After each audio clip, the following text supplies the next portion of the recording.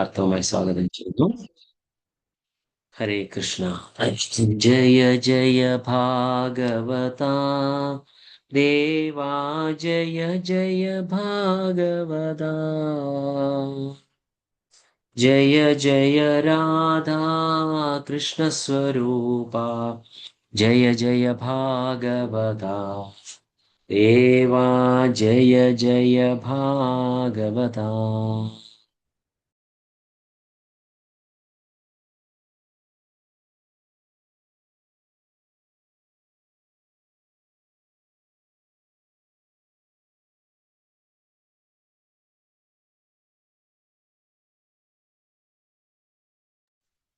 ഓം നമോ ഭഗവതേ വാസുദേവായ.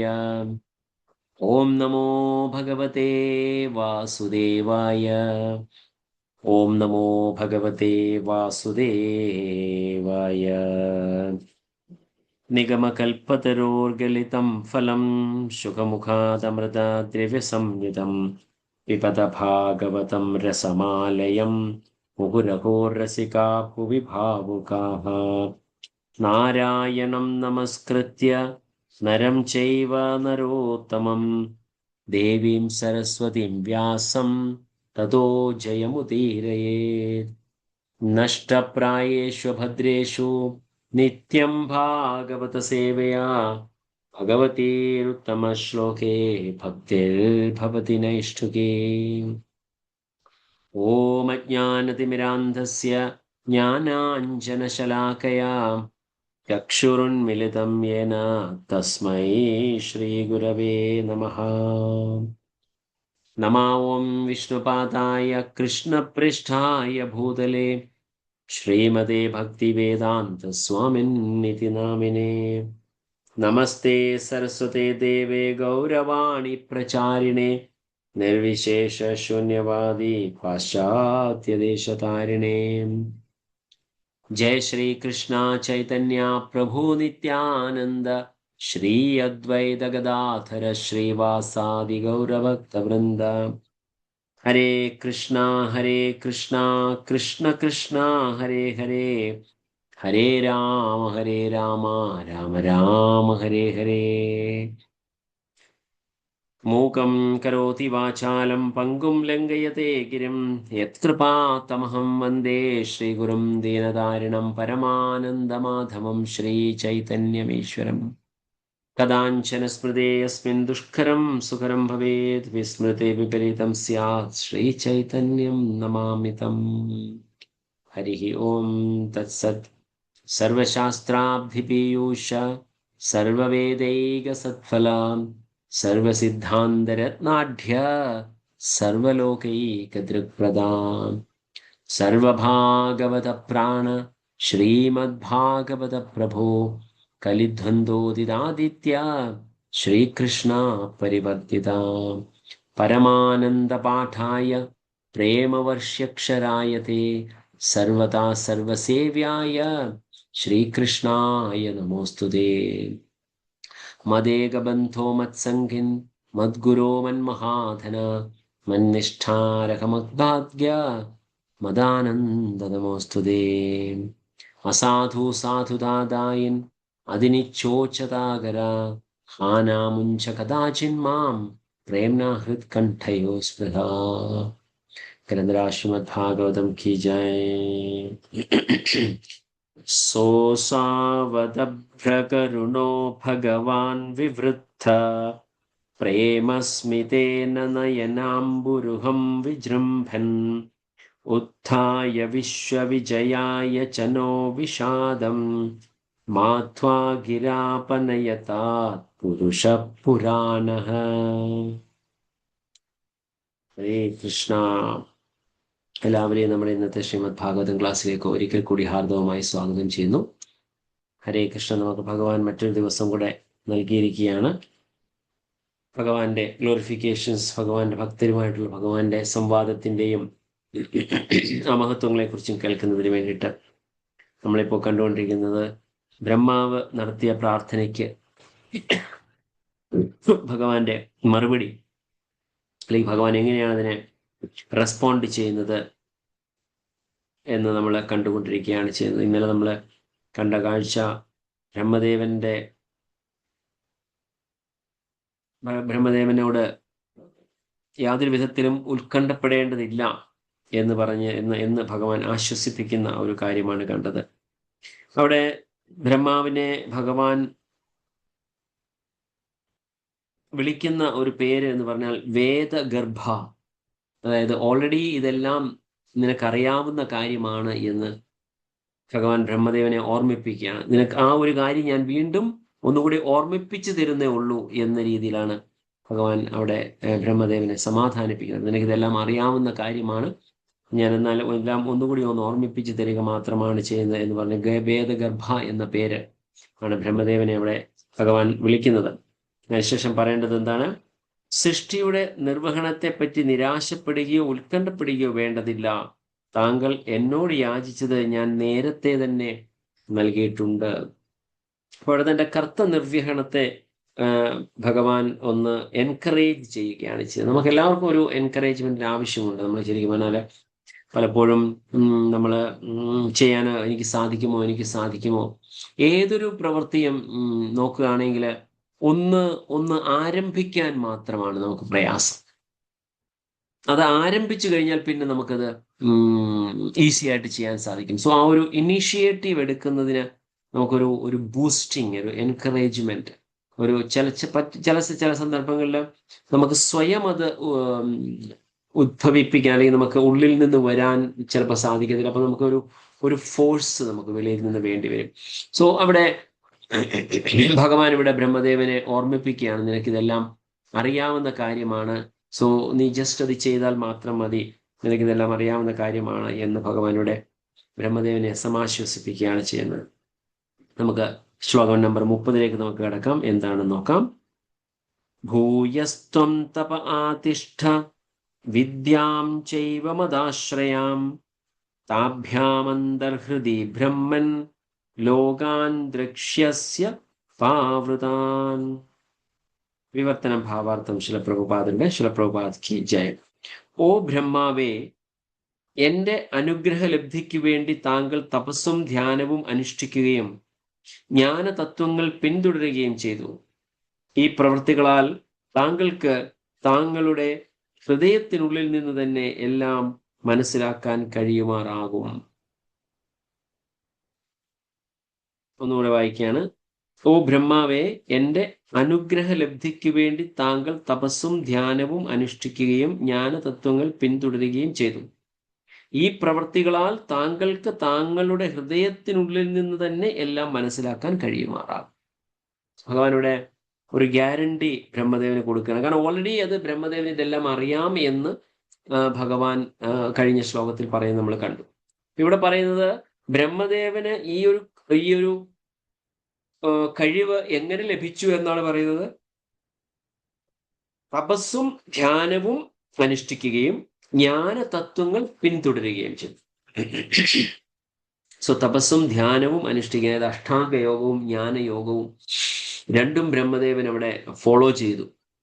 സോ അതുകൊണ്ട് ഭഗവാൻ താങ്കൾക്ക് താങ്കളുടെ ഹൃദയത്തിനുള്ളിൽ നിന്ന് തന്നെ എല്ലാം മനസ്സിലാക്കാൻ കഴിയും എന്നുള്ളതാണ്. അപ്പൊ ഇവിടെ തൻ്റെ കർത്തവ്യത്തിനെ കുറിച്ച് മാത്രമല്ല, ഭഗവത് സേവനത്തിന് വേണ്ടുന്ന കാര്യങ്ങൾ കൂടി ഇവിടെ ബ്രഹ്മദേവന് മനസ്സിലാക്കാൻ സാധിക്കും എന്ന് നമുക്ക് ഇവിടെ കാണാൻ സാധിക്കുന്നു. ഇതുപോലെ തന്നെ ഇതുമായിട്ട് ഏതാണ്ട് താരതമ്യം ചെയ്യാൻ പറ്റുന്ന, അല്ലെങ്കിൽ ഇതില് ബ്രഹ്മദേവൻ ഈ ഒരു കഴിവ് ലഭിച്ചത് തപസ്സും ധ്യാനവും ജ്ഞാനതത്വങ്ങൾ പിന്തുടരുകയും ചെയ്തുകൊണ്ടാണ്. എന്നാൽ കലിയുഗത്തിലുള്ള നമുക്ക് ഇതേ കാര്യം വളരെ ഈസി ആയിട്ട് നടത്താൻ സാധിക്കും, അല്ലെങ്കിൽ ഈസി ആയിട്ട് നേടാൻ സാധിക്കും. എന്താണ് ആ മാർഗം? നമുക്ക് ഈസി ആയിട്ട് ചെയ്യാൻ പറ്റുന്ന മാർഗം എന്താണ്? ഏതാ ശ്ലോകം? ഏതാണ്? ആർക്കെങ്കിലും ഓർക്കുന്നോ? പറയാമോ? ഇതേപോലെ തന്നെ ഏതാണ്ട് ഇതുമായിട്ട് സിമിലർ ആയിട്ടുള്ള മറ്റൊരു ശ്ലോകമാണ്. അല്ലെങ്കിൽ ഇതിന്റെ അവസാനം, അതായത് ഇതിൽ പറയുന്നത് താങ്കളുടെ ഹൃദയത്തിനുള്ളിൽ നിന്ന് തന്നെ മനസ്സിലാക്കാൻ സാധിക്കും എന്ന് പറയുന്ന അതേപോലുള്ള മറ്റൊരു ശ്ലോകമുണ്ട്. ഓർക്കുന്നുണ്ടോ? സങ്കീർത്തനപ്രായ അത് പൊതുവെ അറിയില്ല.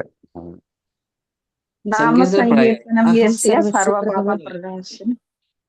നമാമ ദുഃഖ സമനാസ്തം നമാമി ഹരിം പദം. അവിടെയാണ് ഹൃദയത്തിൽ നിന്ന് വരുന്നെന്ന് പറയുന്നത്. തേനെ അഹം സർവസ്യ ബ്രഹ്മഹൃദയായ പ്രഭവ ആദികവയെ മുഖ്യന്തി സൂര്യയാണ്. പ്രഭു അഹം അത് സർവസ്യ ആ ശ്ലോകത്തില് പ്രഭവ. പിന്നെ ഹൃദയത്തിൽ കൂടി നൽകുന്നു, അല്ല അവിടല്ല, അത് ആ അർത്ഥമല്ല വരുന്നത്. അതായത് ഹൃദയത്തിൽ സ്വയം ഉദ്ഭവിക്കുന്നു എന്ന്, അതായത് ഭഗവാനോട് പറയുന്നത് താങ്കളുടെ ഹൃദയത്തിൽ നിന്ന് തന്നെ എല്ലാം മനസ്സിലാക്കാൻ സാധിക്കും. സ്വയം ആത്മാസ്ഫുരത്യ. ആ correct. അത ശ്രീകൃഷ്ണനാമാദി നഗ്രാഹ്യേത് ബാഹ്യമേന്ദ്രിയ. അതായത് ഇവിടെ ബ്രഹ്മദേവനോട് പറയുന്നത്, ഞാൻ ജസ്റ്റ് ഒന്ന് കമ്പയർ ചെയ്യുകയാണ് കേട്ടോ, അത് ഒരു എക്സാക്ട്ലി അതേ ശ്ലോകമാണെന്നല്ല പറയുന്നത്, പക്ഷെ ഒരിക്കലും കമ്പാരിസൺ നമുക്ക് ചെയ്യുകയാണെങ്കിൽ ബ്രഹ്മദേവന് ആ ഹൃദയത്തിൽ നിന്ന് തന്നെ എല്ലാം മനസ്സിലാക്കാൻ കഴിയുന്നത് എന്തുകൊണ്ടാണ്? തപസ്സും ധ്യാനവും ജ്ഞാനതത്വങ്ങൾ പാലിക്കുകയും ചെയ്തുകൊണ്ടാണ്, അല്ലെങ്കിൽ പിന്തുടരുകയും ചെയ്തുകൊണ്ടാണ്. പക്ഷെ നമുക്ക് ഭഗവാന്റെ തിരുനാമം ജപിക്കുന്നതുകൊണ്ട് മാത്രം എല്ലാം ഹൃദയത്തിൽ നിന്ന് ഉത്ഭവിക്കുന്നു. അവിടെ അർത്ഥം വേറെയാണ് ശ്ലോകത്തിന്റെ. ഇത് ആ നാമത്തിന്റെ മഹത്വവും അതുപോലെ നമ്മുടെ ഇന്ദ്രിയങ്ങൾക്ക് അതിനുള്ള ശക്തി ഇല്ല എന്നുമാണ് ആ ശ്ലോകത്തിൽ പറയുന്നത്. പക്ഷെ തിരുനാമ ജപം കൊണ്ട് മാത്രം നമുക്ക് ഹൃദയത്തിൽ നിന്ന് നമുക്ക് ഭക്തി നമുക്ക് ജ്വലിപ്പിക്കാൻ, അല്ലെങ്കിൽ നമുക്ക് അനുഭവിപ്പിക്കാൻ സാധിക്കും, അല്ലെങ്കിൽ അത് മനസ്സിലാക്കാൻ സാധിക്കും എന്ന് അവിടെ പറയുമ്പോൾ, ഇവിടെ ബ്രഹ്മദേവൻ അത് വേണമെങ്കിൽ തപസ്സും ധ്യാനവും ജ്ഞാനതത്വങ്ങൾ പാലിക്കുകയും ഒക്കെ ചെയ്യണം. സോ നമുക്ക് വളരെ ഈസി ആയിട്ടുള്ള കാര്യമാണ് നമുക്കിവിടെ ലഭിച്ചിരിക്കുന്നത്. അതായത് അത ശ്രീകൃഷ്ണ നാമാതി നഗ്രാഹ്യേത് ബാഹ്യമേന്ദ്രിയേ സേവോന്മുഖേത് ജിഹ്വാദോ സ്വയമേവ സ്ഫുരതി. Again it sprouts in the heart. ഹൃദയത്തിൽ അത് പൊട്ടിമുളച്ച് വരുന്നതായിട്ടുള്ള കാണുന്നു. ഓക്കെ, ഭാവാർത്ഥം ആരാണ് വായിക്കുന്നത്?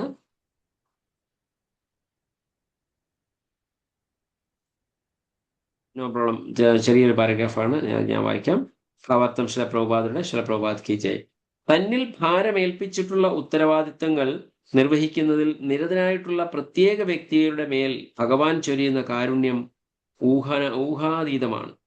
അതായത് തന്നിൽ ഭാരമേൽപ്പിച്ചിട്ടുള്ള ഉത്തരവാദിത്തങ്ങൾ നിർവഹിക്കുന്നതിൽ നിരതനായിട്ടുള്ള പ്രത്യേക വ്യക്തിയുടെ മേൽ ഭഗവാൻ ചൊരിയുന്ന കാരുണ്യം ഊഹാതീതമാണ്, നമുക്ക് ചിന്തിക്കുന്നതിന് അപ്പുറമാണ്. ഈ ഒരു കഥയാണ് നമ്മൾ കഴിഞ്ഞ ദിവസം നമ്മൾ കണ്ടത്. അതായത് നമ്മളിപ്പോൾ അതിനെ കുറിച്ച് ഡിസ്കസ് ചെയ്യുകയും ചെയ്തിരുന്നു. അതായത് എന്താണ്, നാരദമുനി എണ്ണ കയ്യിൽ വെച്ചുള്ള അപ്പൊ കർഷകനെ കുറിച്ചിട്ട് ഭഗവാൻ ചൂണ്ടിക്കാണിച്ചിട്ട് അവൻ എൻ്റെ ഏറ്റവും നല്ല ഭക്തനാണ് എന്ന് പറഞ്ഞു. അപ്പൊ അവിടെ ശിലപ്രഭുപാദ് ഇവിടെ പറയുകയാണ്, തന്നിൽ ഭാരമേൽപ്പിച്ചിട്ടുള്ള ഉത്തരവാദിത്വങ്ങൾ നിർവഹിക്കുന്നതിൽ നിരതരായിട്ടുള്ള പ്രത്യേക വ്യക്തിയുടെ മേൽ ഭഗവാൻ ചൊരിയുന്ന കാരുണ്യം ഊഹാതീതമാണ്. വളരെ തീർച്ചയായിട്ടും ഒരു സ്പെഷ്യൽ കൺസിഡറേഷൻ ഉണ്ട് അവിടെ ഭഗവാൻ നൽകിയിരിക്കുന്ന ആ കർത്തവ്യം ചെയ്യുന്നത്. പക്ഷേ നമ്മുടെ തപസ്സും ഭക്തിയുത സേവനം അനുഷ്ഠിക്കുന്നതിനുള്ള കരുതലും കൊണ്ടേ അദ്ദേഹത്തിന്റെ കാരുണ്യം ലഭ്യമാകും. സോ ഡിഫറൻസ് നമുക്ക് മനസ്സിലാക്കാൻ സാധിക്കുന്നു. വളരെ രസകരമായിട്ടുണ്ട്, വളരെ മനോഹരമായിട്ടുണ്ട്, വളരെ സ്പഷ്ടമായിട്ട് നമുക്ക് മനസ്സിലാക്കാൻ സാധിക്കുന്നു. സോ ഭഗവാൻ ആ ഭക്തിയുടെ മേൽ ചൊരിയുന്ന കാരുണ്യം ഊഹാതീതമാണ്. ഓക്കെ, അദ്ദേഹത്തിന് തീർച്ചയായിട്ടും കൊടുക്കും. പക്ഷേ നമ്മുടെ തപസ്സും ഭക്തിയുത സേവനം അനുഷ്ഠിക്കുന്നതിനുള്ള കരുതലും കൊണ്ടേ അദ്ദേഹത്തിന്റെ കാരുണ്യം ലഭ്യമാവും. അത് നമുക്ക് നേടണമെന്നുണ്ടെങ്കിൽ ആ ഭക്തിയുത സേവനം നമുക്ക് തപസ്സും കാര്യങ്ങളും ചെയ്തെങ്കിൽ മാത്രമേ സാധിക്കത്തുള്ളൂ. ബ്രഹ്മാവ് ഭാരമേൽപ്പിക്കപ്പെട്ടത് ഗ്രഹസംവിധാനങ്ങളുടെ നിർവഹണത്തിനായിരുന്നു. ഗ്രഹസംവിധാനങ്ങൾ എങ്ങനെയൊക്കെയാണ് ക്രമീകരിക്കേണ്ടത് എന്ന് ധ്യാനനിരതനായിരുന്നപ്പോൾ അദ്ദേഹത്തിന് തിട്ടം കിട്ടിയിട്ടുണ്ടെന്ന് ഭഗവാൻ നിർദ്ദേശിച്ചു. ഉപദേശങ്ങൾ ഉള്ളിൽ നിന്ന് തന്നെ വരുമെന്നും ഉത്കണ്ഠപ്പെടേണ്ടതില്ലെന്നും ഭഗവാൻ പറഞ്ഞു. ഭഗവത്ഗീത 10:10 സ്ഥിരീകരിച്ചിട്ടുള്ളതുപോലെ ബുദ്ധിയോഗത്തിന്റെ അത്തരം നിർദ്ദേശങ്ങൾ ഭഗവാൻ ഉള്ളിൽ നിന്ന് പകർന്നു നൽകിയിട്ടുണ്ട്. ഏതാണ് 10:10 ശ്ലോകം?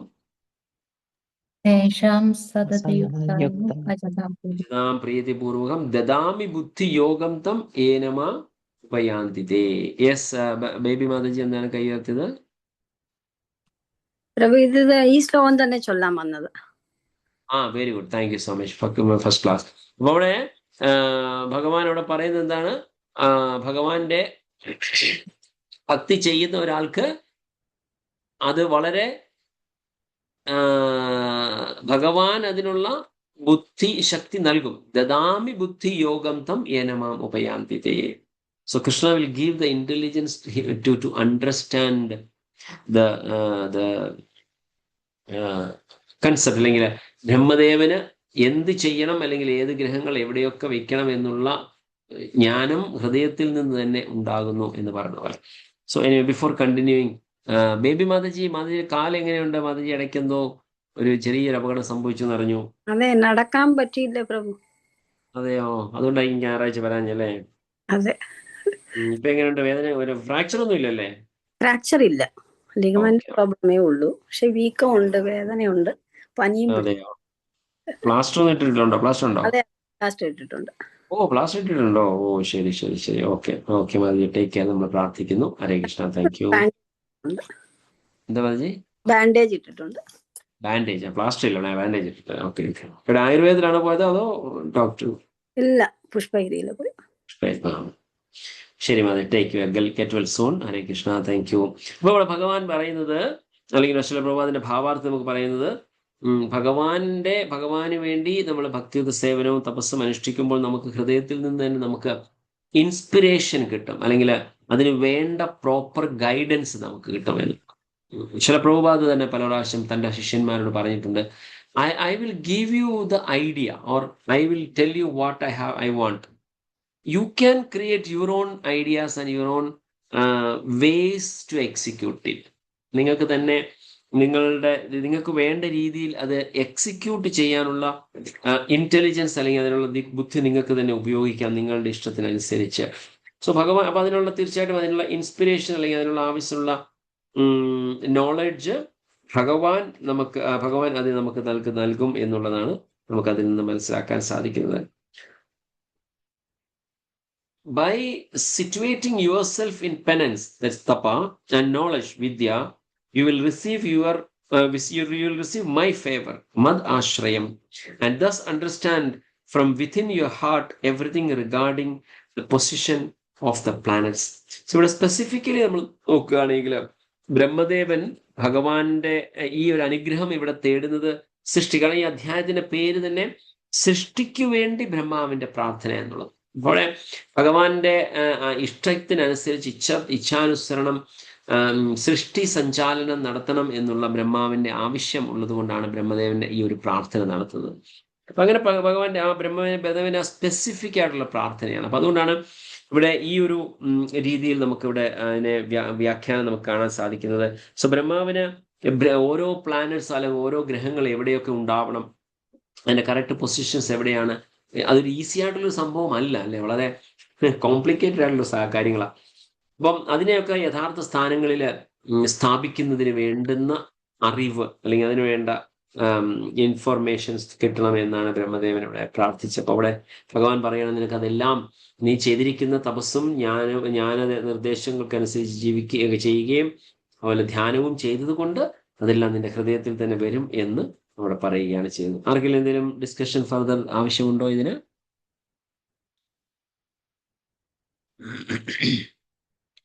ഓക്കെ, ഇല്ലെങ്കിൽ നമുക്ക് അടുത്ത ശ്ലോകത്തിലേക്ക് കിടക്കാം. ശ്ലോകം നമ്പർ 31. തദ ആത്മനി ലോകേ ച ഭക്തിയുക്ത സമാഹിതഃ ദ്രഷ്ടാസി മാം തതം ബ്രഹ്മൻ മയി ലോകാംസ്ത്വമാത്മനഃ. വിവർത്തനം ഭാവാർത്ഥം ശിലപ്രഭുപാദ് കി ജയ്. ഓ ബ്രഹ്മാവേ, താങ്കൾ സൃഷ്ടിപ്രവർത്തനങ്ങളാകുന്ന ഭക്തിയുത സേവനത്തിൽ മുഴുകിയിരിക്കുമ്പോൾ താങ്കൾക്ക് എന്നെ താങ്കളിലും ലോകത്തിൽ മുഴുവനും ദർശിക്കുവാൻ കഴിയും. താങ്കളെയും ലോകത്തെയും ജീവസത്തുകളെയും എന്നിൽ കാണുവാൻ കഴിയും. സോ ഇവിടെ രണ്ട് രീതിയിലും ഭഗവാൻ പറയുകയാണ് ചെയ്യുന്നത്. എന്താണ്?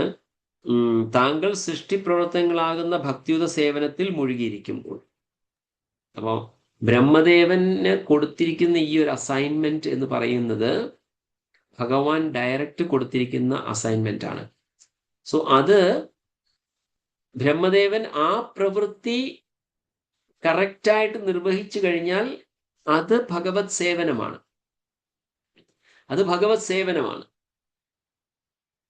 അതാണ് കഴിഞ്ഞ ഭാവാർത്ഥത്തിൽ ഫസ്റ്റ് ലൈനിൽ നമ്മൾ കണ്ടത്. ഭഗവാൻ പറഞ്ഞു, ശ്രീ പ്രഭുപാദ് പറയുന്നത്, തന്നിൽ ഭാരമേൽപ്പിച്ചിട്ടുള്ള ഉത്തരവാദിത്വങ്ങൾ നിർവഹിക്കുന്നതിൽ നിരതനായിട്ടുള്ള പ്രത്യേക വ്യക്തിയുടെ മേൽ ഭഗവാൻ ചൊരിയുന്ന കാരുണ്യം ഊഹാതീതമാണ്. സോ അങ്ങനെയുള്ളവർക്ക് അത് വളരെ ഉത്തരവാദിത്വത്തോടുകൂടി ചെയ്യുന്നവർക്ക് ഭഗവാന്റെ കാരുണ്യം നമുക്ക് ലഭിക്കും.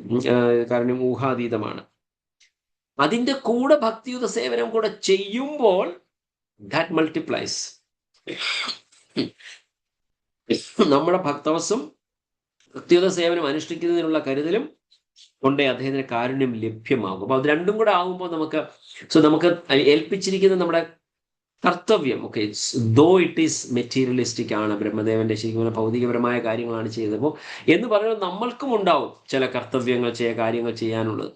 അത് ചെയ്യുന്നതിനോടൊപ്പം നമ്മൾ ഭക്തിയുത സേവനത്തിന് നമ്മൾ ഇമ്പോർട്ടൻസ് കൊടുത്തുകൊണ്ട് നമ്മൾ ചെയ്യുകയാണെങ്കിൽ അതിന്റെ ബെനിഫിറ്റ്സ് നമുക്ക് കൂടുതൽ. അപ്പൊ ഇവിടെ അതാണ് പറയുന്നത്, താങ്കൾ സൃഷ്ടി പ്രവർത്തനങ്ങളാകുന്ന ഭക്തിയുത സേവനത്തിൽ മുഴുകിയിരിക്കുമ്പോൾ താങ്കൾക്ക് എന്നെ താങ്കളിലും ലോകത്തിൽ മുഴുവനും ദർശിക്കുവാൻ സാധിക്കും. താങ്കളെയും ലോകത്തെയും ജീവസത്തുകളെയും എന്നിൽ കാണുവാനും കഴിയണം. എനിക്കത് ഓർമ്മ വരുന്നു, പക്ഷെ ഇതുമായിട്ട് കണക്ട് ചെയ്ത ഒരു ശ്ലോകം ഭഗവത്ഗീതയിലുണ്ട്. ആർക്കെങ്കിലും റിലേറ്റ് ചെയ്യാൻ പറ്റുന്നുണ്ടോ? ഈ ശ്ലോകം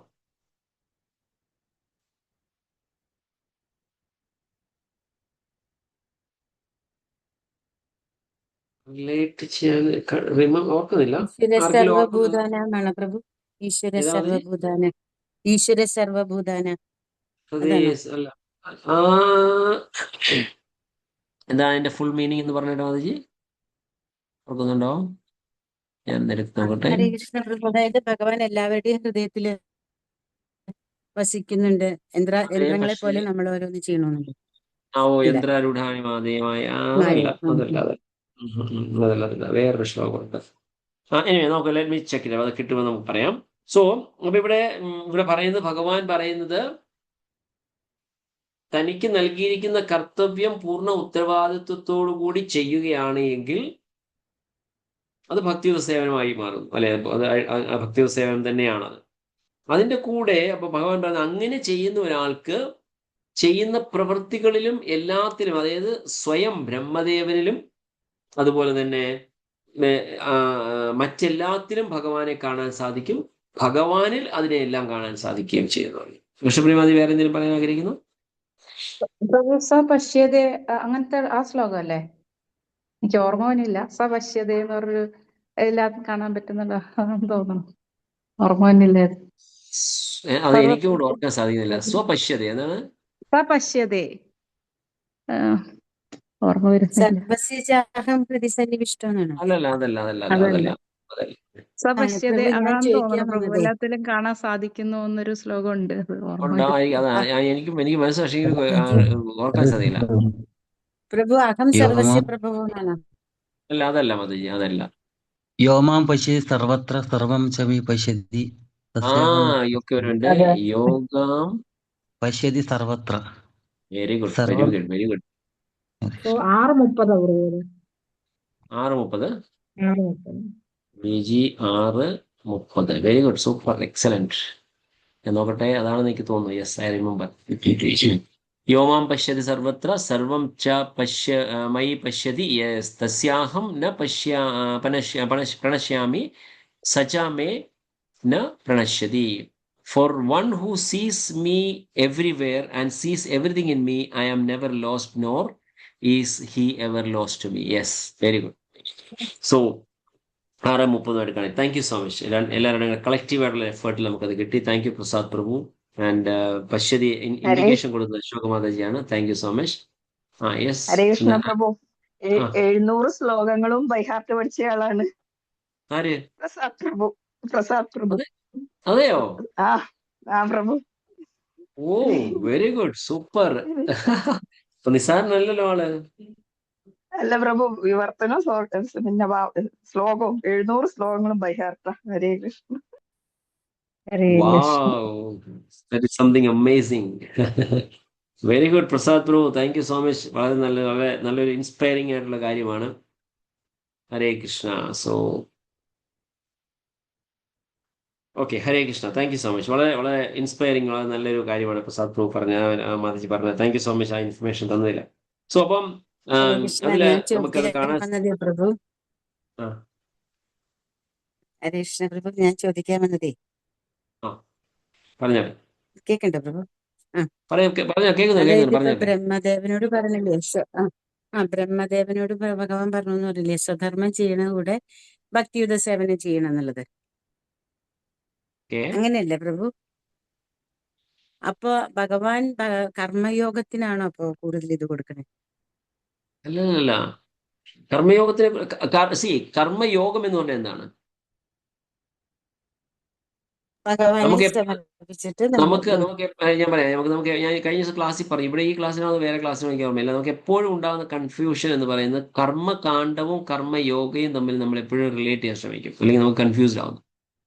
കർമ്മകാണ്ഡ കർമ്മകാണ്ഡി ലെവൽ എന്ന് പറയുന്നത് വേറെയാണ്. കർമ്മയോഗം എന്ന് പറയുന്നത് റിയൽ കൃഷ്ണ കോൺഷ്യസ്നസ് ആണ്. യോഗ എന്ന പദം മുമ്പിൽ വന്നു കഴിഞ്ഞാൽ ദാറ്റ്സ് പ്രോപ്പർ കർമ്മയോഗം എന്ന് പറയുന്ന ശില പ്രഭുപാദ് അതിനെ, നമുക്കറിയാം, 5-ാമത്തെ അധ്യായത്തിന്റെ പേര് തന്നെ കർമ്മയോഗം ഇൻ കൃഷ്ണ കോൺഷ്യസ്നസ്. അതാണ് യഥാർത്ഥ കർമ്മയോഗം. മറ്റേത് കർമ്മകാണ്ഡയാണ്. അപ്പം നമ്മൾ ആ പ്രവൃത്തിയിൽ സാധാരണ പ്രവൃത്തികൾ ചെയ്യുമ്പോൾ അതിൽ നിന്ന് റിസൾട്ട് ആഗ്രഹിക്കും, അങ്ങനെ ചെയ്യുന്ന കാര്യങ്ങളെ കർമ്മകാണ്ഡം എന്നാണ് പറയുന്നത്. കർമ്മയോഗം എന്ന് പറഞ്ഞാൽ എല്ലാ പ്രവൃത്തികളും നമ്മൾ ഭഗവാനിൽ അർപ്പിച്ച് ചെയ്യുന്നതിനാണ് കർമ്മയോഗം എന്ന് പറയുന്നത്. അതാണ് റിയൽ കൃഷ്ണ കോൺഷ്യസ്നസ്. അത് ഭക്തിയോഗം തന്നെയാണത്. This no difference. ഒരു വ്യക്തി ഭഗവാനെ ഭജിച്ചുകൊണ്ട് മാത്രം ഇരിക്കുന്നതല്ല അവന്റെ യഥാർത്ഥ ഉത്തരവാദിത്വം.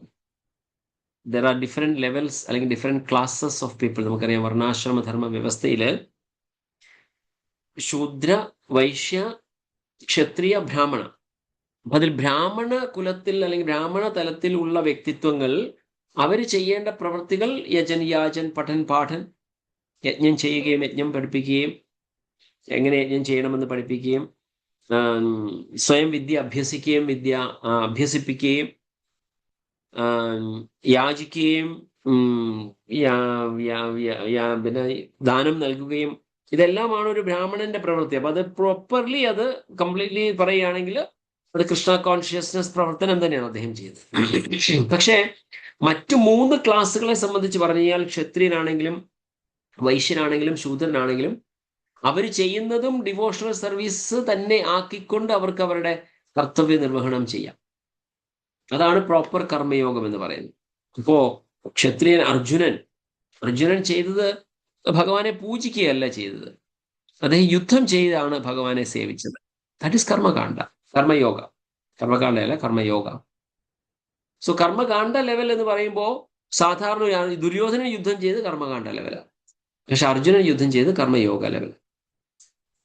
അപ്പോൾ നമുക്കുണ്ടാകുന്ന കൺഫ്യൂഷൻ ഇതാണ്. കർമ്മകാണ്ഡവും കർമ്മയോഗവും തമ്മിൽ നമ്മൾ ഒരു റിലേറ്റ് ചെയ്യാൻ ശ്രമിക്കും, അല്ലെങ്കിൽ അത് കൺഫ്യൂസ്ഡ് ആകുന്ന ഒരു സിറ്റുവേഷനാണ്. അപ്പൊ മാതാജി പറഞ്ഞത് കർമ്മയോഗം is proper Krishna consciousness. Srila പ്രഭുപാദിന്റെ അച്ഛൻ is a proper business man. ആ proper business man is a vaishya in that class. രാവിലെ 8-9 മണിയാകുമ്പോൾ അല്ലെങ്കിൽ 10 മണിയാകുമ്പോഴോ അദ്ദേഹം മാർക്കറ്റിൽ പോയി കഴിഞ്ഞാൽ വൈകിട്ട് 4 മണി, 5 മണി, 6 മണി വരെ ആ മാർക്കറ്റിൽ ഇരുന്ന് പ്രവൃത്തി ചെയ്യുമ്പോൾ അദ്ദേഹം ഈസ് എ വൈശ്യ പ്രോപ്പർ. പക്ഷേ അത് കഴിഞ്ഞ് അദ്ദേഹം വീട്ടിൽ വന്നു കഴിഞ്ഞാൽ ചെയ്ത പ്രവൃത്തി എന്താണ്? കംപ്ലീറ്റ് കൃഷ്ണ കോൺഷ്യസ്നസ് പ്രവർത്തനങ്ങളാണ് ചെയ്തത്. So how can we consider his action? അപ്പം അത് കർമ്മയോഗം തന്നെയല്ലേ അത്? കർമ്മയോഗം എന്ന് പറയുമ്പോൾ പ്രോപ്പറായിട്ട് അദ്ദേഹം ചെയ്ത കാര്യങ്ങളെല്ലാം ഭഗവാനിൽ അർപ്പിച്ചുകൊണ്ട് ചെയ്ത പ്രവൃത്തികളാണ്. അപ്പോ കർമ്മയോഗം തന്നെയാണ് ഭഗവാൻ ആഗ്രഹിക്കുന്നത്. പക്ഷെ കർമ്മയോഗം എന്ന് പറയുമ്പോൾ പ്രോപ്പർ അണ്ടർസ്റ്റാൻഡിങ് ഉണ്ടാവണം. അർജുനൻ ചെയ്തതുപോലെ മനുസ്മര യുദ്ധജ എന്ന് പറഞ്ഞ, അല്ലെങ്കിൽ യത്കരോഷി യദശ്നാസി യജ്ജുഘോഷി ദദാസി എന്ന് പറഞ്ഞതുപോലെ എല്ലാം ഭഗവാനിൽ അർപ്പിച്ചുകൊണ്ട് നമ്മൾ ആ പ്രവൃത്തി ചെയ്യുമ്പോൾ അത് കൃഷ്ണ കോൺഷ്യസ് പ്രവർത്തനം തന്നെയായി. It can be A Shudra job, it can be a cleaning toilet, it can be a cleaning the floor of a temple, it can be a cooking prasadam, it can be doing some business, it can be administrative work. എന്താണെങ്കിലും അത് ഭഗവാനിൽ അർപ്പിച്ചുകൊണ്ട് ചെയ്യുമ്പോൾ അത് ഭക്തിയുത സേവനം ആകുകയാണ് ചെയ്യുന്നത്. മതി clear ആണോ മതിജി? അതോ? ഹരേ കൃഷ്ണ പ്രഭു. എന്റെ ഇതാണല്ലോ, അതായത് ബ്രഹ്മാവിനോട് സ്വധർമ്മം ചെയ്തിട്ട് പിന്നെ ഭക്തിയുത സേവനം ചെയ്തു എന്ന് പറയുമ്പോൾ അവിടെ 2 ഭാഗമായിട്ട് പറഞ്ഞപ്പോഴാണ് ഒരു ചെറിയൊരു യെസ്, അത് തന്നെ ഞാൻ പറഞ്ഞത്. ഇപ്പം നമ്മൾ ശില പ്രഭുപാദിന്റെ അച്ഛന്റെ കാര്യം ഞാൻ പറഞ്ഞപ്പോൾ എക്സാമ്പിൾ പറഞ്ഞു. He was a vaishya by profession. പക്ഷെ അദ്ദേഹം വീട്ടിൽ വന്നു കഴിഞ്ഞാൽ complete Krishna consciousness activities, Bhagavad Gita വായിക്കുക, ഭാഗവതം വായിക്കുക, പൂജാതി കാര്യങ്ങൾ ചെയ്യുക, ഭോഗം ഓഫർ ചെയ്യുക, അതിൽ കംപ്ലീറ്റ്ലി നിരതരായിരുന്നു. കുട്ടികളെ അതിനനുസരിച്ച് ട്രെയിൻ ചെയ്യുക. സോ ഇത് രണ്ട് പ്രവർത്തികളും അദ്ദേഹം ചെയ്യുന്നുണ്ട്. തൻ്റെ പ്രൊഫഷണൽ ഡ്യൂട്ടി എന്ന് പറയുന്നത് അദ്ദേഹം കംപ്ലീറ്റ്ലി ഭഗവാനിൽ അർപ്പിച്ചുകൊണ്ട് ചെയ്യുകയും അറ്റ് ദ സെയിം ടൈം അദ്ദേഹം ഇവിടെ വന്നു കഴിഞ്ഞാൽ അത് ചെയ്യും. അപ്പൊ രണ്ട് പ്രവർത്തനങ്ങളും സെപ്പറേറ്റുമാണ്, എന്നാൽ രണ്ടും ഇന്റർലിങ്ക്ഡുമാണ്. അപ്പോ അതേ രീതിയിൽ തന്നെയാണ് ബ്രഹ്മദേവനോടും പറയുന്നത്, നീ നിന്റെ കർത്തവ്യം നീ ചെയ്തുകൊള്ളൂ. സൃഷ്ടി എന്ന് പറയുന്ന ആ പ്രവർത്തനം കംപ്ലീറ്റ്ലി മെറ്റീരിയലിസ്റ്റിക് പ്രവർത്തനമാണ്. പക്ഷെ അത് ഭഗവാൻ നിർദ്ദേശിച്ച, ഭഗവാൻ നൽകിയിരിക്കുന്ന കർത്തവ്യം എന്ന രീതിയിൽ നമ്മൾ അതിനെ കംപ്ലീറ്റ്ലി പൂർണ്ണ ഡെഡിക്കേഷനോടുകൂടി നമ്മൾ ചെയ്യുമ്പോൾ അത് കൃഷ്ണ കോൺഷ്യസ് ആക്ടിവിറ്റി തന്നെ ചെയ്തു. പക്ഷെ at the same time we have to pray to the lord also. നമുക്ക് പ്രാർത്ഥനയും ഗ്രന്ഥപാരായണവും പൂജാതി കാര്യങ്ങളും മറ്റു കാര്യങ്ങളെല്ലാം നമ്മളത് ചെയ്യുകയും വേണം. അപ്പം അതുകൊണ്ടാണ് രണ്ടും അവിടെ വരുന്നത്. രണ്ടും സെപ്പറേറ്റ് ആണെങ്കിലും രണ്ടും ഇന്റർലിങ്ക്ഡ് കൂടെയാണ്. ക്ലിയർ ആണോ മാതാജി? ഓക്കെ. ഗംഗാനാഥ് ബ്രോ ഇടയ്ക്ക് കൈ ഉയർത്തിയത്, അപ്പൊ ഞാൻ കംപ്ലീറ്റ് ചെയ്തിട്ട് പറയാൻ ചോദിച്ചാണ്. അപ്പോൾ പറയണ്ടാവോ? ശ്രീ കൃഷ്ണ ബ്രോജി, നമ്മള് ഭഗവത്ഗീതയില് ഭക്തിശാസ്ത്രിയുടെ ടൈമിൽ പ്രതീക്ഷിച്ചത്, അതായത് കർമ്മയോഗത്തിലൂടെ പുരോഗമിച്ച് ജ്ഞാനയോഗത്തിലും, ജ്ഞാനയോഗത്തിലൂടെ പുരോഗമിച്ച് ധ്യാനയോഗത്തിലും, ധ്യാനയോഗത്തിലൂടെ പുരോഗമിച്ച് ഭക്തിയോഗത്തിലും വരണമെന്ന് ഒരു ചാർട്ട് കൊടുത്തിട്ടുണ്ടായിരുന്നു. അപ്പോൾ അത് ഈ കർമ്മയോഗം എന്ന് പറഞ്ഞാൽ നമ്മൾ ഭഗവാനില്, അത് പ്രഭു ഒരു ശ്ലോകം പറയും, അതിലൂടെ ചെയ്യുമ്പോഴത്തേക്ക് ഭഗവാനുമായിട്ട് കണക്ട് ആവുന്നില്ല. അന്നേരം എല്ലാം ഭഗവാന്റെ നിർദ്ദേശത്തോടു കൂടി ചെയ്യുക, ഭഗവാന് വേണ്ടവാന് പ്രീതിപ്പെടുത്താണ്ട് ചെയ്യുക. അങ്ങനെ ചെയ്ത് കഴിയുമ്പോഴത്തേക്ക് ഭഗവാൻ തന്നെ ഭഗവാനെ അറിയാനുള്ള എല്ലാവിധ മാർഗങ്ങളും കൊടുക്കുമ്പോൾ അത് ജ്ഞാനയോഗത്തിലേക്ക് മാറും. പിന്നെ അത് കഴിഞ്ഞിട്ട് ഭഗവാനെ ധ്യാനിക്കുക, ഭഗവാന്റെ നാമങ്ങൾ വെച്ചിട്ട് ഭഗവാനെ ധ്യാനിച്ച് കഴിയുമ്പോഴത്തേക്ക് ഈ നവവിധ ഭക്തിയോഗത്തിലേക്ക് അദ്ദേഹം കടക്കുമ്പോഴാണ് ഭക്തിയോഗമാണെന്നാണ് എന്നൊക്കെ പറയുന്നത്. ഓക്കെ. അപ്പോൾ ഇത് മൂന്നും നാല് സിസ്റ്റവും ഒരു സിംഗിൾ ലൈനായിട്ട് പോയി. ഇപ്പം അതിൻ്റെ ഒരു യോഗത്തിൽ നിന്ന് വിട്ടു നിൽക്കുമ്പോൾ ഒരു തലത്തിലും, അടുത്ത തലത്തിലേക്ക് പോകുമ്പോൾ പിന്നെ അടുത്ത തലത്തിലേക്ക് മുന്നേറുമ്പോഴത്തേക്ക് വേറൊരു തലത്തിലും ആ സ്ഥാനം വരും. മൂന്നാമത്തെ തലത്തിലേക്ക് പോകുമ്പോൾ മൂന്നാമത്തെ തലത്തിലേക്കുള്ള സ്ഥാനം കിട്ടും. നാലാമത്തെ തലത്തിലേക്ക് പോകുമ്പോഴത്തേക്ക് ഭഗവാന്റെ ധാമത്തിലേക്കുള്ള സ്ഥാനം കിട്ടും. അങ്ങനെയാണ് അത് പറഞ്ഞിരിക്കുന്നത്. പ്രഭുവിന്റെ ചോദ്യം എന്താണ്? ചോദ്യം എന്ന് പറഞ്ഞാൽ ഇത് കർമ്മയോഗത്തിൽ കൂടെ പുരോഗമിച്ചിട്ടല്ലേ ഓക്കെ, എനിക്ക് മനസ്സിലായി. എനിക്ക് ആ ശ്ലോകം ഓർക്കുന്നില്ല. Prasad Prabhu may be can help us. ഒരു ശ്ലോകമുണ്ട്,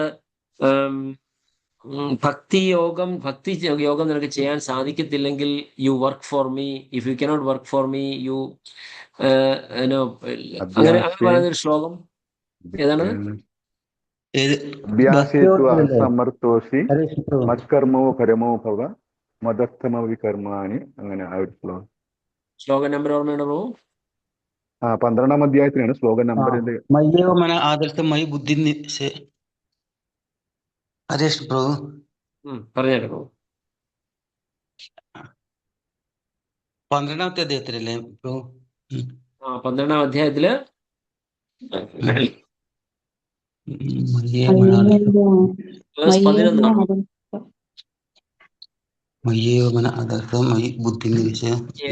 കറക്റ്റ്. 12ാം അധ്യായം 11ാം ശ്ലോകം, 12:11. ഒരു minute, let me take it. I got it. 1 second.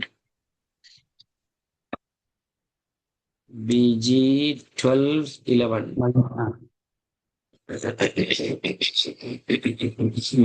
Sorry, അതല്ല ബ്രോ, അല്ലല്ല, 12:11 അല്ലല്ല.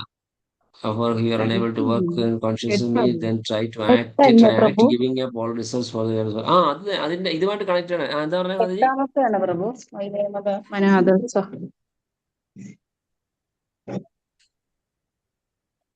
ഒരു മിനിറ്റ്. അത് 4 ശ്ലോകം ഉണ്ട് പ്രഭു. അത് കറക്റ്റ്, എക്സാക്ട്ലി. അത് തന്നെ. ഞാൻ 4 ശ്ലോകം ഉണ്ട്. അത് തന്നെ ഞാൻ വായിക്കാം. എനിക്ക് അല്ലല്ല, എനിക്ക് ഒരു മിനിറ്റ്. ശ്ലോകം നമ്പർ 8, 12-ാം അധ്യായത്തിൽ 8-ാമത്തെ ശ്ലോകത്തിൽ just fix your mind upon മയ്യേവമന മീ. ഒരു മിനിറ്റ്, ഹരേ കൃഷ്ണ. മയ്യേവമന ജസ്റ്റ് ഫിക്സ് യുവർ ആദർശമായി mind upon me, the supreme personality of God, and engage all your intelligence in me. Thus you will live in me always without a doubt. My dear Arjuna, O winner of wealth, if you cannot fix your mind upon me without deviation, then follow the regulated principles of Bhakti Yoga. In this way, develop your desire to me to attain me. If you cannot practice the regulations of Bhakti Yoga, then just try to work for me, because by working for me, you will come to the perfect stage. If, however, you are unable to work in this consciousness of me, then try to act giving up all the results of your work and try to be self-satisfied. If you cannot take this to this practice, then engage yourself in the cultivation of knowledge. Better than knowledge, however, is meditation, and better than meditation is renunciation of the fruits of action, for by such renunciation one can attain peace of mind. ഈ series of ശ്ലോക നമ്മൾ നോക്കുമ്പോൾ നമുക്ക് മനസ്സിലാകുന്നത്, ഞാൻ പറഞ്ഞത് simple കാര്യം പറയുകയാണെങ്കിൽ, 3rd chapter, this is a difference between 3rd chapter and 5th chapter of Bhagavad Gita. 3-ാമത്തെ അധ്യായവും 5-ാമത്തെ അധ്യായവും തമ്മിലുള്ള വ്യത്യാസം. 3-ാമത്തെ അധ്യായത്തിന്റെ പേര് കർമ്മയോഗ, 5-ാമത്തെ അധ്യായത്തിന്റെ പേര് karma yoga in Krishna consciousness. This is the difference between two this.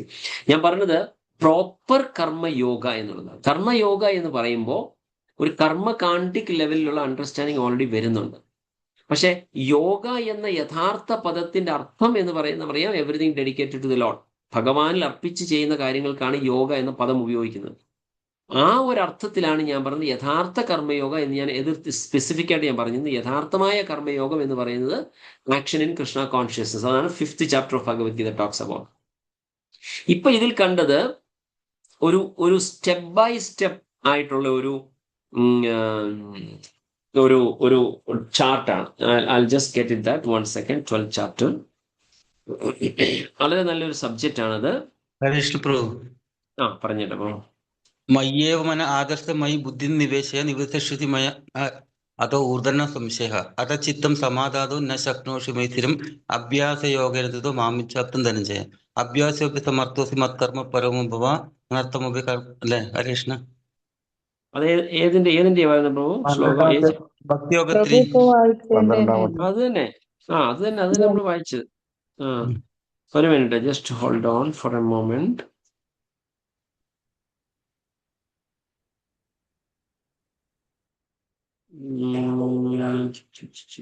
പ്രഭുജി, അത് അർജുനൻ ചോദിച്ചില്ലേ, അതായത് അവ്യക്ത ഇതിലാണോ ചെയ്യേണ്ടത്, അതോ അങ്ങനെ ഒരു ചോദ്യത്തിന് ഉത്തരമായിട്ട് ഭഗവാൻ ഈ 4 ശ്ലോകങ്ങളും പറയുന്നു. അതെ പ്രഭു, നമ്മളത് കൺഫേം ചെയ്യുന്നു. ഇവിടെ പറയുന്നത് ഏത് ലെവൽസ് ഒക്കെയാണെന്നുള്ളത്. ഒരു minute. 12, 8, 9. Yes. By remembering me always, this is സ്മരണ ആത്മിക ഭക്തി. അതാണ് സ്മരണ ആത്മിക ഭക്തിയാണ് ഭഗവാനെ ഓർത്തുകൊണ്ട് ചെയ്യുന്നത്. അതാണ് ഏറ്റവും ബെസ്റ്റ്. അത് ചെയ്യാൻ സാധിക്കത്തില്ലെങ്കിൽ ഭഗവാൻ പറയുന്നത് മനന ആത്മിക ഭക്തി. അതാണ് 2nd ലെവൽ ഭഗവാൻ ഇവിടെ പറയുന്നത്, മനന ആത്മിക ഭക്തി. അതും സാധിക്കുന്നില്ലെങ്കിൽ സാധന ഭക്തിയെ, ആ അഭ്യാസയോഗ അല്ലെങ്കിൽ സാധന ഭക്തിയെ കുറിച്ചിട്ടാണ് പറയുന്നത്. ഈ സാധന ഭക്തിയും നമുക്ക് സാധിക്കത്തില്ലെങ്കിൽ പറയുന്നത് ആണ് കർമ്മ പരമു. അതായത് നമ്മൾ പ്രവർത്തികൾ ചെയ്യുക ഭഗവാൻ അർപ്പിച്ചുകൊണ്ട്. അതും ചെയ്യാൻ സാധിക്കുന്നില്ലെങ്കിൽ നമ്മൾ നൈഷ്കർമ്മം, അതായത് റിസൾട്ട് എക്സ്പെക്ട് ചെയ്യാതെ ഉള്ള സർവകർമ്മ ഫലത്യാഗ എന്നുള്ളത് ആ ഒരു സ്റ്റേജിൽ ചെയ്യുക. അതും പറ്റത്തില്ലെങ്കിൽ മെഡിറ്റേഷനാണ്. അത് കഴിഞ്ഞിട്ടാണ് ജ്ഞാനത്തിനെ കുറിച്ചിട്ടും കാര്യങ്ങൾ ഇവിടെ പറയുന്നത്. സോ ഇവിടെ ആ ഒരു സ്റ്റേജസ്, ഡിഫറെന്റ് ലെവൽ സ്റ്റേജസ് പറയുന്നു എന്നുള്ളത്. അപ്പൊ നമ്മളിപ്പോ ഡിസ്കസ് ചെയ്ത പോർഷൻ എന്ന് പറയുന്നത് 3rd chapterഉം 5th chapterഉം തമ്മിലുള്ള വ്യത്യാസം. ഇപ്പൊ കർമ്മയോഗം എന്നിവിടെ പറയുന്നുവെങ്കിലും it is not 100% karmayoga in Krishna. അതുകൊണ്ടാണ് 5-ാമത്തെ അധ്യായത്തിന് ശ്രീല പ്രഭുപാദ് സ്പെസിഫിക് ആയിട്ട് പേര് കൊടുത്തത് കർമ്മയോഗ ഇൻ കൃഷ്ണ കോൺഷ്യസ്നസ് എന്ന് പേര് കൊടുക്കാൻ കാരണം അത് 100% ഭഗവാൻ അർപ്പിച്ച് ചെയ്യുന്ന പ്രവർത്തനങ്ങൾ. അതിനെക്കുറിച്ചിട്ടാണ് നമ്മളിവിടെ ഡിസ്കസ് ചെയ്യുന്നത്. ഇനി എന്തെങ്കിലും നമുക്ക് അപ്പൊ ഈ മനസ്സിലാക്കാനുണ്ടോ? ഈ മൂന്ന് സ്റ്റെപ്പ് കഴിഞ്ഞതിന് ശേഷമാണ് യഥാർത്ഥത്തിലുള്ള കർമ്മയോഗം വരുന്നത് അല്ലേ? യെസ് യെസ്, കർമ്മയോഗ എന്ന് ഹരേ കൃഷ്ണ, പറയുമ്പോൾ ഹരേ കൃഷ്ണ. വർക്ക് ഫോർ മീ എന്ന് പറയുന്നത് അത് ആക്ച്വലി സി ഇപ്പൊ നമ്മൾ ചെയ്യുന്ന പ്രവൃത്തി നമ്മൾ ഓക്കെ നമ്മളെന്ന് പറഞ്ഞാൽ നമ്മൾ അത്ര പെർഫെക്റ്റ് ആയിട്ട് നമ്മൾ ചെയ്യുന്നതല്ല. നമ്മൾ ചെയ്യുന്ന സാധന ഭക്തി എന്ന് പറയുന്നതിനകത്തിലും പക്ഷെ നമ്മളെല്ലാം കൂടെ ഒരു മിക്സഡ് ആയിട്ടാണ് ചെയ്യുന്നത്. നമ്മളൊക്കെ എല്ലാത്തിനും ഒരു മിക്സ്ചർ ഉണ്ട്. അതിനേക്കാളും മുകളിലാണ് ഇപ്പൊ ഇതിൽ പറഞ്ഞ ഏതാണ് ശ്ലോക നമ്മൾ കണ്ടത്?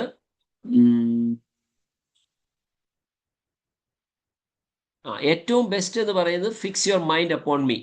അത് സാധിക്കത്തില്ല എങ്കിൽ if you cannot fix your mind upon me deviation then follow the regulatory principles of ഭക്തി യോഗ. ദാറ്റ് ഇസ് കോൾഡ് സാധന ഭക്തി. നമ്മളിപ്പോൾ ചെയ്യുന്ന ഇതാണ്. അപ്പൊ ഇതിനേക്കാൾ ഉയർന്ന തലമാണ് ഏറ്റവും ഹയസ്റ്റ് പെർഫെക്റ്റ് ആണ് ഭഗവാനെ കംപ്ലീറ്റ് 24/7 ഭഗവാനെ സ്മരിച്ചുകൊണ്ട് നമ്മൾ ചെയ്യുന്ന പ്രവൃത്തികൾ അതായിരിക്കും. സോ സ്ഥിതപ്രജ്ഞ എന്ന് പറയാം. യെസ്. സോ അത് ഡിഫറെന്റ് ലെവൽ ആണ്. എന്നാൽ കർമ്മയോഗം എന്ന് പറയുന്നതും ഇറ്റ്സ് കൃഷ്ണ കോൺഷ്യസ്നസ് പ്രവൃത്തി തന്നെ. ഇറ്റ്സ് എ പാർട്ട് ഓഫ് ഭക്തി yoga. Okay, Hare Krishna, thank U. Hare Krishna. Thank you for the discussion. Okay, നമുക്കപ്പോൾ ഇവിടെ പറയുന്നത് താങ്കൾ അപ്പം അത് വളരെ സ്പെസിഫിക് ആയിട്ട് മനസ്സിലാക്കേണ്ട. ഇറ്റ് ഈസ് നോട്ട് കർമ്മകാണ്ഡ കർമ്മയോഗം. കർമ്മകാണ്ഡി ലെവലിലുള്ള കർമ്മയോഗത്തെ കുറിച്ചല്ല ഇവിടെ ഭഗവാൻ പറയുന്നത്. Karma yoga in action in Krishna consciousness അതിനെ കുറിച്ചിട്ടാണ് പറയുന്നത്. ഭക്തിയുത സേവനത്തിൽ മുഴുകിയിരിക്കുമ്പോൾ, അതായത് താങ്കൾ സൃഷ്ടിപ്രവർത്തനങ്ങളാകുന്ന ഭക്തിയുത സേവനം. സോ ഇറ്റ് ഈസ് കംപ്ലീറ്റ്ലി ഭക്തിയുത സേവനമാണ്. Because it is given directly assigned by the lord. അപ്പോ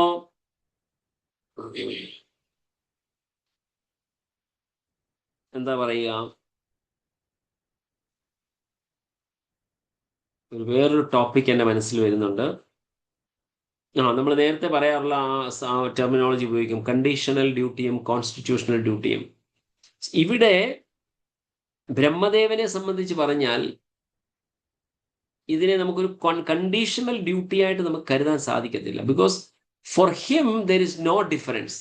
കണ്ടീഷണൽ ഡ്യൂട്ടിയും കോൺസ്റ്റിറ്റ്യൂഷണൽ ഡ്യൂട്ടിയും തമ്മിൽ ബ്രഹ്മദേവനെ സംബന്ധിച്ചൊരു വ്യത്യാസമില്ല. കാരണം ആ കണ്ടീഷണൽ ഡ്യൂട്ടി ആയിട്ട് നമ്മൾക്ക് തോന്നുന്ന കാര്യവും ഭഗവാൻ ഡയറക്ട്ലി അസൈൻ ചെയ്തതാണ്. So it's A constitutional duty four Brahmadev. പക്ഷെ നമ്മളെ സംബന്ധിച്ച് പറയുമ്പോൾ there will be A difference. കാരണം നമ്മൾ ഓപ്റ്റ് ചെയ്തതാണ് കണ്ടീഷണൽ ഡ്യൂട്ടി. നമ്മൾ ഓപ്റ്റ് ചെയ്ത് നമ്മൾ അതിൽ ഇതായതാണ്. പക്ഷെ അപ്പോൾ നമ്മൾ ഓപ്റ്റ് ചെയ്തു എന്ന് പറഞ്ഞെങ്കിലും തീർച്ചയായിട്ടും നമ്മൾ അതും ചെയ്യണം. എന്നാൽ കോൺസ്റ്റിറ്റ്യൂഷണൽ ഡ്യൂട്ടി നമ്മൾക്ക് പ്രോപ്പറായിട്ട് ചെയ്യണം. കോൺസ്റ്റിറ്റ്യൂഷണൽ ഡ്യൂട്ടി എന്ന് പറഞ്ഞാൽ ജീവേർ സ്വരൂപേര കൃഷ്ണേര നിത്യദാസ്, ഭഗവാന്റെ ദാസനായിട്ടിരിക്കുന്ന ആ ഒരു പ്രവൃത്തി അതാണ്. അപ്പം നമ്മൾക്ക് ചെയ്യുന്ന ആ ഒരു പ്രവൃത്തി നമ്മൾ ഡിറ്റർമിൻ ചെയ്യണം. നമ്മൾ പറഞ്ഞില്ലേ, ജ്ഞാനയോഗം നമുക്ക് അവിടെ ഒരു ഹെൽപ്ഫുൾ ആകും. നമുക്ക് വേദശാസ്ത്രങ്ങൾ നമുക്ക് തരുന്ന പവർ എന്ന് പറയുന്നത് ഡിസ്ക്രിമിനേഷൻ പവറാണ്. അപ്പൊ ഏതാണ് നമ്മൾക്ക് ചെയ്യേണ്ട യഥാർത്ഥ പ്രവൃത്തി എന്നും ഏതാണ് നമ്മൾക്ക് കൃഷ്ണ കോൺഷ്യസ്നസ് സഹായകമാകില്ല എന്നുമുള്ള ആ ഡിസ്ക്രിമിനേഷൻ നമ്മൾ ചെയ്ത് നമ്മൾ മനസ്സിലാക്കിയിട്ട് നമ്മൾ അതിനനുസരിച്ച് പ്രവർത്തിക്കണം. It will vary from person to person. പക്ഷേ എങ്കിലും നമ്മുടെ ഫോക്കസ് എന്ന് പറയുന്നത് ഭഗവാനെ സ്മരിച്ചുകൊണ്ട് ഭഗവാന് വേണ്ടി പ്രവർത്തിക്കുന്ന ഒരു രീതി ആയിരിക്കണം എന്നുള്ളതാണ്. നമുക്ക് പെട്ടെന്ന് ഭാവാർത്ഥം ഒന്ന് വായിച്ചിട്ട് നമുക്ക് ഇന്നത്തെ ക്ലാസ് അവസാനിപ്പിക്കാം. ബ്രഹ്മാവിന് പകൽ നേരങ്ങളിൽ തന്നെ ഭഗവാൻ ശ്രീകൃഷ്ണനായി ദർശിക്കുവാൻ കഴിയുമെന്ന് ഭഗവാൻ ഇവിടെ സൂചിപ്പിക്കുന്നു. വൃന്ദാവനത്തിലെ ബാല്യകാലത്ത് ഭഗവാൻ എങ്ങനെയാണ് പശുക്കുട്ടികളിലേക്ക് വിസ്തരിച്ചതെന്ന് അദ്ദേഹത്തിന് ആസ്വദിക്കാം. ബാല്യകാല വിനോദങ്ങൾക്കിടയിൽ ഭഗവാന്റെ വായ്ക്കുള്ളിൽ യശോദ മാതാവിന് സകല ലോകങ്ങളും ഗ്രഹ സംവിധാനങ്ങളും ദൃശ്യമായത് എങ്ങനെയെന്ന് അദ്ദേഹത്തിന് അറിയാൻ കഴിയും. ബ്രഹ്മാവിന്റെ പകൽ സമയത്ത് ശ്രീകൃഷ്ണൻ പ്രത്യക്ഷനാകുമ്പോൾ തന്നെ പോലുള്ള കോടിക്കണക്കിന് ബ്രഹ്മാവുമാരെ കാണാനും അദ്ദേഹത്തിന് കഴിയും. പക്ഷേ ഭഗവാന്റെ അതീന്ദ്രിയ രൂപത്തിലുള്ള ഈ ശാശ്വത പ്രത്യക്ഷങ്ങളുടെ എല്ലാം ആവിഷ്കാരങ്ങൾ അദ്ദേഹത്തിൽ പൂർണ്ണമായും ഒഴുകിച്ചേർന്നിട്ടുള്ളവരും ഭക്തിയുത സേവനത്തിൽ ഏർപ്പെടുത്തിയിട്ടുള്ളവരുമായ പരിശുദ്ധ ഭക്തന്മാർക്ക് മാത്രമേ മനസ്സിലാക്കാൻ കഴിയുകയുള്ളൂ. ബ്രഹ്മാവിന്റെ ഉന്നത യോഗ്യതകളും ഇവിടെ പരാമർശിച്ചിട്ടുണ്ട്. ഓക്കെ, ഹരിഹി ഓം തത്സത്. ഹരേ കൃഷ്ണ. ഗിരിന്ദ്ര ശ്രീമദ് ഭാഗവതം കി ജയ്. നമുക്ക് ക്വസ്റ്റ്യൻസിലേക്ക് പോകുന്നതിന് മുൻപ് നമുക്ക് പ്രസാദ് പ്രഭുവിൽ നിന്ന് ചെറിയ ഒരു സജഷൻസ് നമുക്ക് സ്വീകരിക്കാം. എങ്ങനെ ശ്ലോകങ്ങളൊക്കെ ബൈഹാർട്ട് ചെയ്യാം, എങ്ങനെ പ്രഭുവിന് 700 ശ്ലോകങ്ങളും ബൈഹാർട്ട് ചെയ്യാൻ സാധിച്ചു എന്നുള്ളത് ഒന്ന് നമുക്കൊന്ന് എക്സ്പ്ലെയിൻ ചെയ്ത് തന്നെങ്കിൽ വളരെ സഹായകമായിരിക്കും. പ്രസാദ് പ്രഭു, ഹരേ കൃഷ്ണ, ഓവർ ടു യു. ഹരേ പ്രണാമം. അത് അതിനെ ഓരോരോ മാസം ഓരോരോ അധ്യായം അങ്ങനെ പഠിച്ചതാണ്. അങ്ങനെ പ്രഭു വീഡിയോ ഒന്ന് ഓൺ ചെയ്യാം. ഹരേ കൃഷ്ണ. ഹരേ കൃഷ്ണ. ഹരേ കൃഷ്ണ. പറഞ്ഞോ. അത് ഓരോരോ മാസം അങ്ങനെ ഓരോ അധ്യായമായിട്ട് അങ്ങനെ വൈകിട്ട് പഠിച്ച് ആ, ഓരോ ശ്ലോകം ഓരോ മാസം പഠിക്കുമായിരുന്നോ? അല്ല ഓരോ അധ്യായം അങ്ങനെ അങ്ങനെ പഠിച്ചതാണ്. ഒരു ആ മാസം അങ്ങനെ. ഓ, അതിനെ വെരി ഗുഡ്. കൊറോണ സമയത്ത് പഠിച്ചതാണ്. കൊറോണ സമയത്ത്. അപ്പൊ വേറെ എങ്ങും പോകണ്ട, അത് വീട്ടിൽ നിന്ന് തന്നെ പഠിച്ചില്ലയോ? ആ ഹരേ കൃഷ്ണ. വളരെ നല്ലത്, വളരെ നല്ലത്. Thank you so much. Prasad Prabhu, നമ്മള് നരസിംഹ ഹോമത്തിന് പോകുമ്പം ഹോമകുണ്ടമൊക്കെ പ്രഭുവാണ് ഉണ്ടാക്കുന്നത്. ഇപ്പം പ്രഭുവാണ് അതിന്റെ എക്സ്പെർട്ടായി ഇപ്പം പ്രഭു. ഹരേ കൃഷ്ണ. യെസ്, വളരെ സന്തോഷം Prasad Prabhu, thank you so much. അപ്പോൾ നമുക്കും ഇതൊരു പ്രചോദനമാകട്ടെ എന്ന് ഞാൻ ആഗ്രഹിക്കുകയാണ്. കാരണം ആം, വളരെ നല്ലൊരു കാര്യമാണ് 700 ശ്ലോകങ്ങളും ബൈഹാർട്ട് ചെയ്യുക എന്ന് പറയുന്നത്. ഈസിയുള്ള കാര്യമല്ല. Very good. Hare Krishna. Okay, ആർക്കെങ്കിലും എന്തെങ്കിലും ക്വസ്റ്റ്യൻസ് ഉണ്ടോ? ഈ നമ്മളിപ്പോൾ ഡിസ്കസ് ചെയ്ത ഭാഗവുമായിട്ട് ബന്ധപ്പെട്ട് എന്തെങ്കിലും ക്വസ്റ്റ്യൻസ് ഉണ്ടെങ്കിൽ പെട്ടെന്ന്. പ്രഭു, ക്വസ്റ്റ്യൻ അല്ല ഹരികൃഷ്ണ. ഈ ആ പഠിക്കുക അതൊരു പ്രയത്നം തന്നെയാണ്. പക്ഷെ ആ ശ്ലോകങ്ങൾ എനിക്കും ആഗ്രഹമുണ്ട്. പക്ഷെ പഠിച്ച ഓർമ്മ നിൽക്കുന്നില്ല പ്രഭു. അതിനെന്താ ചെയ്യുക? അത് യൂസ് ഇപ്പൊ ചെയ്യണം. കുറച്ച് പഠിച്ചത് തന്നെ യൂസ് ചെയ്യണമല്ലോ. ഓക്കെ, ഉം. ശരിയാണ്. അതാണ് അതായത് മറന്നു സിമ്പിൾ, പോവുക പഠിച്ചു പ്രഭു. പഠിച്ചു കഴിഞ്ഞാല് പക്ഷേ രസം വെച്ചാൽ ഇപ്പൊ ഒരു കാര്യം ചെയ്താൽ മതി. ഇപ്പം ഞാൻ എൻ്റെ ഒരു സജഷൻ പറയണമെന്നുണ്ടെങ്കിൽ ഞാൻ സജസ്റ്റ് ചെയ്യാം. പക്ഷെ എനിക്ക് പ്രാക്ടിക്കലി പോസിബിൾ ആണെന്ന് എനിക്കറിയില്ല. ഇപ്പം ഒന്ന് പഠിച്ചു കഴിഞ്ഞു കഴിഞ്ഞാൽ എന്താണ്, ഒരു അധ്യായം ഒരു മാസം കണ്ടിന്യൂസ് വായിക്കുക. അല്ലെങ്കിൽ ഹരി കുക്ക് ചെയ്യുന്ന സമയത്ത് പറഞ്ഞുകൊണ്ട് പഠിച്ചു ചെയ്യുക. അടുത്ത ഒരു മാസം അല്ലെങ്കിൽ ഈവൻ 18 ദിവസം എടുത്തിട്ട് ഓരോ ദിവസവും ഓരോ അധ്യായം വെച്ച് ബൈഹാർട്ട് ഇവൻ ചൊല്ലിക്കൊണ്ടിരിക്കുക. ബൈഹാർട്ട് ചെയ്ത് കഴിഞ്ഞാൽ അപ്പൊ നമ്മൾ ഒരിക്കലും മറക്കത്തില്ല. ഹരേ കൃഷ്ണ. യൂസ് ചെയ്തെങ്കിൽ മാത്രമേ നമുക്കത്, അല്ലെങ്കിൽ മറന്നു പോകും ഉറപ്പായിട്ട്. യെസ്. 12th ചാപ്റ്റർ അങ്ങനെ ദിവസം ചൊല്ലിയിരുന്നാണ് പ്രഭു. പക്ഷെ ഇപ്പം വിട്ടു, എല്ലാം കൂടെ പറ്റാത്തതുണ്ട്. ഇപ്പൊ നമ്മൾ നോക്കിക്കഴിഞ്ഞാൽ കുറെ അറിയാം. നമുക്ക് 10 ശ്ലോകങ്ങളൊക്കെ നമുക്ക് അറിയായിരിക്കും ബൈഹാർട്ട് ഓൾറെഡി. ഹരേ കൃഷ്ണ. കുറച്ചൊന്ന് ഒന്ന് ശ്രമിച്ചു കഴിഞ്ഞാൽ നമുക്ക് ഓർക്കാൻ സാധിക്കും. ഇനി നമുക്ക് തീർച്ചയായിട്ടും നല്ലൊരു ഇൻസ്പിറേഷനാണ് പ്രസാദ് പ്രഭു. എന്തായാലും താങ്ക് യു സോ മച്ച്. ഹരേ കൃഷ്ണ. വളരെ ഹമ്പിളായിട്ട് പ്രഭു, എന്നാല് അതിന്റെ ആ ഒരു ഇതും ഭാവവും ഒന്നും ഇല്ലാതെ സിമ്പിളായിട്ട് വന്ന് ക്ലാസ് കേട്ടിട്ട് പ്രഭുവിന്റെ പോലെ ശിക്ഷാഷ്ടകം ചൊല്ലുന്നത് വളരെ മനോഹരമായിട്ടാണ് പ്രഭു ചൊല്ലുന്നത്. ഹരേ കൃഷ്ണ, വളരെ സന്തോഷം. യെസ്, മാതാജി പറഞ്ഞിട്ട് മാതാജി. ഹരേ കൃഷ്ണ പ്രഭു, നമുക്കിത് ഒരു അടുത്ത ടാസ്ക് ആയിട്ട് എടുത്താലോ പ്രഭു? നമ്മുടെ നല്ല കാര്യമാണ്, നല്ല കാര്യമാണ്. നമ്മുടെ നമുക്കൊരു കാര്യം ഗ്രൂപ്പില് ചെയ്യാം. വേണമെങ്കിൽ ഒരു കാര്യം ചെയ്യാം. ഇപ്പോഴല്ല, നമുക്കിപ്പോ ഇമ്മീഡിയറ്റ് ആയിട്ട് നമ്മൾ നിൽക്കുന്നില്ല. ഒരു 18 പേരെ സെലക്ട് ചെയ്യുക. 18 പേരെ സെലക്ട് ചെയ്തിട്ട് ഓരോരുത്തർ ഓരോ അധ്യായം ബൈഹാർട്ട് ചെയ്യുക. ഒരു 2 3 അല്ലെങ്കിൽ 4 ഏകാദശി കഴിഞ്ഞിട്ടുള്ള ഒരു ഏകാദശിക്ക് ആ ആള് ആ അധ്യായത്തിലെ ശ്ലോകം മുഴുവൻ ബൈഹാർട്ടായിട്ട് ശ്ലോകം ചൊല്ലണം. ഞാൻ 9-ാം അധ്യായം ചൊല്ലാം. 15-ാം അധ്യായം ഞാൻ ചൊല്ലാം. ഞാൻ 15 അല്ല പ്രഭു.